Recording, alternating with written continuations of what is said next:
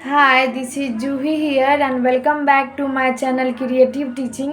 आज मैं आप लोगों को एनसीएफ 2005 के बारे में बताऊंगी। Means national curriculum framework. यह जो राष्ट्रीय पाठचर्या की रूपरेखा है, इसका जो विवरण है ये 2005 में प्रकाशित किया गया और इसका विवरण प्रस्तुत किया गया।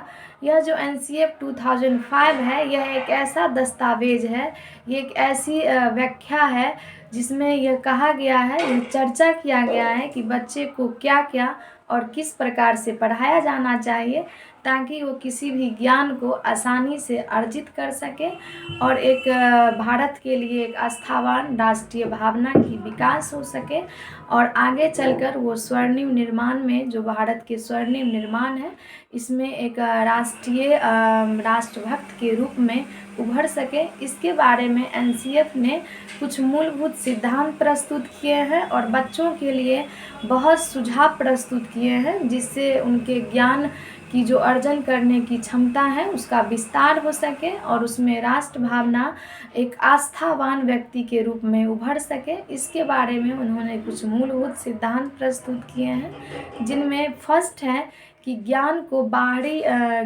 बाहरी जीवन से जोड़ना चाहिए। मीन्स स्कूल में जो बच्चे को ज्ञान मिलते हैं उसे बाहरी जीवन से जोड़कर, बाहरी वातावरण से जोड़कर उन्हें ज्ञान देना चाहिए। मीन्स हम यह कह सकते हैं कि knowledge should be link to the outdoor of the school. Means ये जो नॉलेज है इसको outdoor life of the school से जोड़कर लिंक करके इनको समझाना चाहिए। बच्चे के ज्ञान को स्कूल के बाहरी जीवन से जोड़कर उन्हें ज्ञान प्रस्तुत करना चाहिए। सेकंड है कि विद्यार्थी को, बच्चे को रटन प्रणाली से मुक्त किए जाने की बात एनसीएफ ने की है। यह एक जो ये रटन प्रणाली है, ये बच्चों के लिए बेहद ही हानिकारक होती है। बच्चे अपने एग्ज़ाम परीक्षा के व्यू से, एग्ज़ाम पॉइंट ऑफ व्यू से पढ़ लेते हैं और परीक्षा पास कर जाते हैं, जिनसे उन्हें जो मीनिंगफुल लर्निंग है उसकी कहीं न कहीं कमी रह जाती है और ये रटन प्रणाली बच्चों के लिए बेहद ही हानिकारक साबित होती है। इसीलिए एनसीएफ ने बच्चों के लिए जो रटन प्रणाली है इसको मुक्त करने के लिए बात कही गई है, जिसे हम कह सकते हैं कि ये जो study should be free from the road system. ये जो रोड सिस्टम है इससे फ्री कर दिया जाना चाहिए बच्चे को। बच्चे की शिक्षा में रटन प्रणाली बिल्कुल नहीं होनी चाहिए। एंड थर्ड एनसीएफ ने सिद्धांत दिए हैं कि बच्चे के जो करिकुलम है वो टेक्स्ट बुक से केंद्रित नहीं हो। Means curriculum should not be text book centre. Means ये जो उनका जो करिकुलम होता है, पाठचर्या होता है, वो सिर्फ पुस्तक तक ही सेंटर केंद्रित नहीं होना चाहिए। एंड फोर्थ एनसीएफ ने यह सुझाव दिए हैं, यह सिद्धांत प्रस्तुत किए गए हैं कि बच्चे के जो शिक्षा मिलती है बच्चों को, वो विभिन्न गतिविधियों से जोड़कर उन्हें मिलना चाहिए।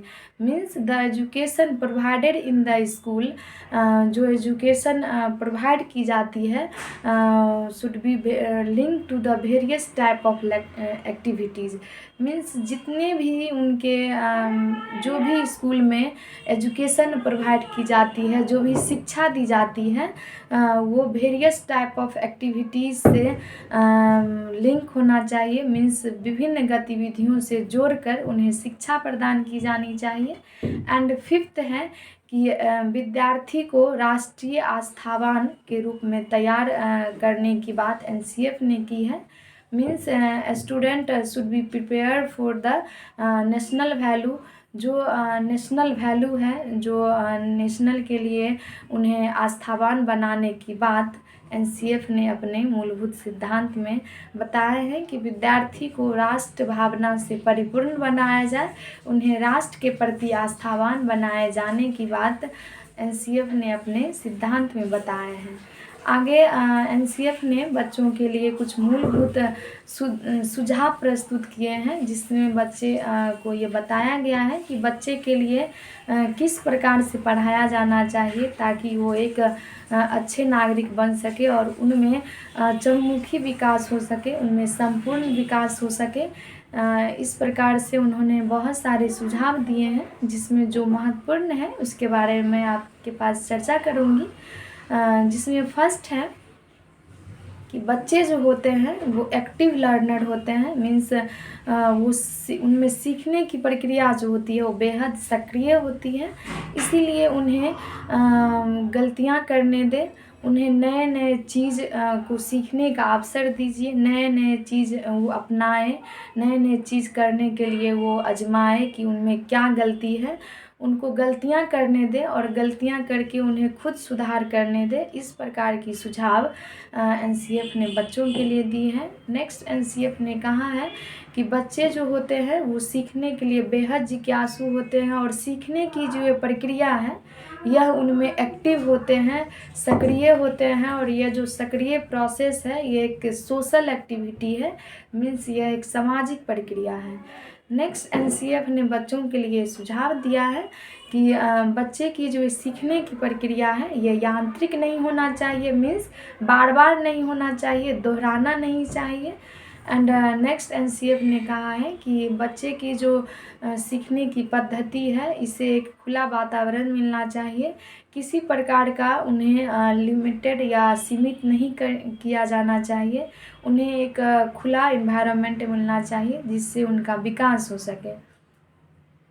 एंड नेक्स्ट जो एनसीएफ ने सुझाव दिया वो बच्चों के जो भी होमवर्क होते हैं, जो भी क्रियाकलाप होते हैं, उसको करने का जो डर है, जो अनुशासन है, उसे ख़त्म करने की बात एनसीएफ के द्वारा की गई है कि डर और अनुशासन को मनोरंजन के तहत बदलकर उनसे माहौल दिया जाना चाहिए मनोरंजन का, जिससे अपने वो सारे क्रियाकलाप आसानी से कर सकें। मीन्स टोटली हम लोग ये कह सकते हैं कि बच्चे के मन में डर बिल्कुल नहीं पैदा करना चाहिए कि तुम ये नहीं करोगे तो तुम्हें पनिशमेंट मिलेगा। इस टाइप की बातें नहीं करना चाहिए। उन्हें ऐसा मनोरंजन का माहौल दीजिए ताकि बच्चे अपने सारे कार्य आसानी से कर लें।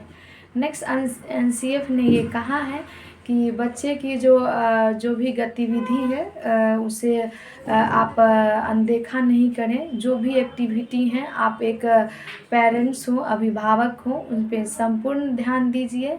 एक अभिभावक के रूप में आपका ये दायित्व है कि बच्चे के संपूर्ण विकास में आपका बेहद ही सक्रिय होना बेहद ज़रूरी है। एंड नेक्स्ट एनसीएफ ने कहा है कि बच्चे के जो ये उपहार और दंड देने की प्रक्रिया है इसको ख़त्म करने की बात एनसीएफ ने कही है।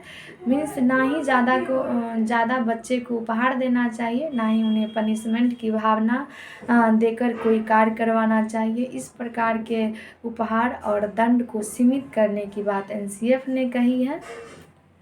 एंड एनसीएफ ने ये कहा है कि बच्चे जब स्कूल जाते हैं, जब वो लाइब्रेरी में प्रवेश करते हैं तो उन्हें खुद से बुक चुनने का अवसर दिया जाना चाहिए। एनसीएफ ने नेक्स्ट कहा है कि बच्चे के जो प्राइमरी लेवल होते हैं, प्राथमिक स्तर होते हैं, उसमें मैथ और जो लैंग्वेज है उसको ज़रूर शामिल करना चाहिए। जो भाषा है उनकी और जो गणित है इसको शामिल करने की बात कही गई है। बच्चों के लिए मोटी मोटी किताबें, मोटी पुस्तक उनके शिक्षण पद्धति की असफलताओं का कारण बताया गया है।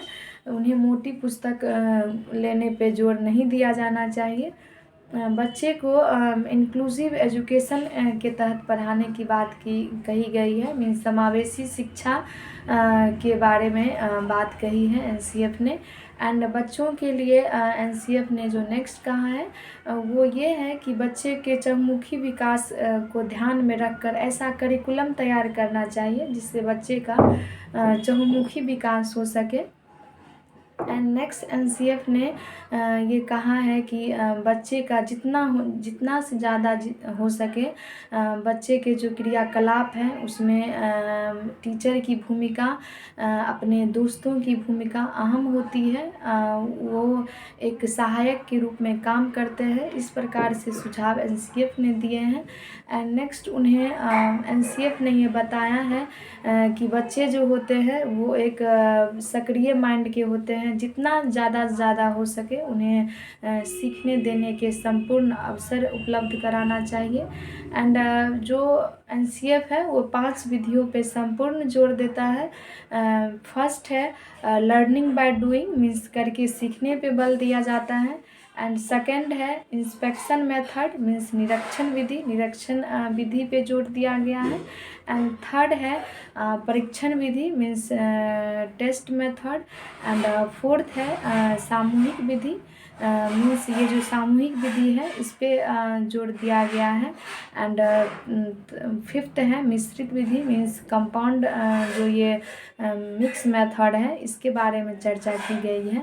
तो कुल मिला के हम ये कह सकते हैं कि एनसीएफ ने जो भी सिद्धांत, जो भी सुझाव विधियों पे जोर दिए हैं वो बच्चों के पाठचर्या के लिए, बच्चों के ज्ञान अर्जित के लिए बेहद ही महत्वपूर्ण सुझाव प्रस्तुत किए गए हैं।